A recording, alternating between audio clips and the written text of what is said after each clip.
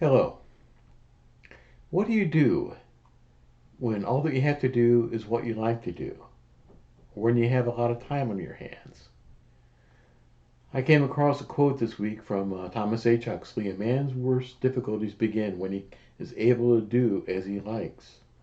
And that's true for a lot of people too. I think we found that in COVID, where we had a lot of time on our hands and idleness, perhaps. Maybe we didn't have as much to do as we thought we do. Boredom, oh yeah.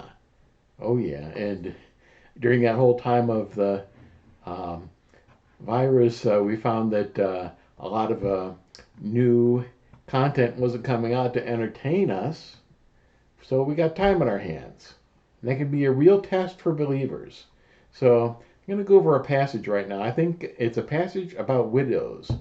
1 Timothy chapter 5, verses 1 through 16. I'm going to have eventually a longer video on this whole passage, but it deals with what type of people do we need to be with our time and with what we have. I think it deals with a certain extent both men and women. I think especially women too. What type of woman are you to be as you grow older, as you follow Jesus? So Paul's talking about honoring widows, and he talks about widows and says she set her hope on God. The real widow who's deserving of care from the church is someone who continues in supplications and prayers night and day. She has a prayer life. And yeah, the church, many churches have had these type of um, older, middle-aged to elderly women who are prayer warriors. And sometimes the churches die when that not long after that prayer warrior dies. Maybe the prayers of that person was basically keeping that church around. But the self-indulgent widow, dead even while she lives. So that's some of Paul's harshest words. And verse 8, continues some pretty much harsh words from Paul there too. So, continuing onward, later in the passage, talks about the widow with a reputation for good works. I should have highlighted that. But someone who's shown hospitality, brought up children, or taken care of her children, washed the feet of the saints, cared for the afflicted, and has devoted herself to every good work. That, practical ministry, very definitely. Prayer life, definitely that too. Practical ministry in her life, taking time for her family, raising her children, showing hospitality, and caring for others. And Paul's talking about some of the younger widows that go into some other things, which idlers, going about from house to house, bodies, gossips, saying what they should not, interfering in the lives of others.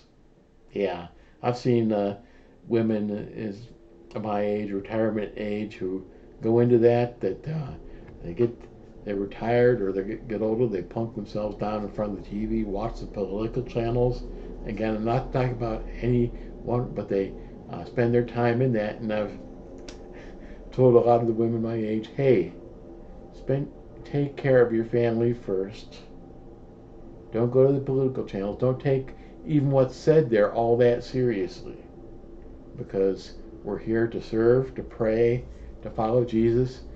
And I think in a lot of ways that we would see um, revival, spiritual awakening, things happening in people's lives more if they turned off the TV, kept away from politics, political activism, and sought to live out a type of life which is even given here, the positive things in this one little passage. And I think that deals with us too, even if we're not a widow, not an older woman, older man, we we need to be men of prayer too, giving ourselves to practical ministry, doing what we can. Maybe preaching and teaching, if God has called us and given us in the area. Maybe helping others around us. Um, I can see many of the men that I have known over the years who they develop a heart of gold and are extremely helpful, very humble, and they're the type of people that yeah, you know that they know the Lord, and you know these change their hearts, and have the humility and helpfulness for others, which isn't trying to lord it over them or trying to interfere in their lives, but simply showing the love of Jesus in a real masculine way. So that's all I got right now. Something to think about, pray about, and maybe see that we can, as we grow older, as we have time on our hands, if we have idleness and boredom, we don't need to be bored. We don't need to be seeking out drama, but to seek out a life of prayer and a life of ministry. So, and that's it. So, thank you for your time. Thank you for your attention.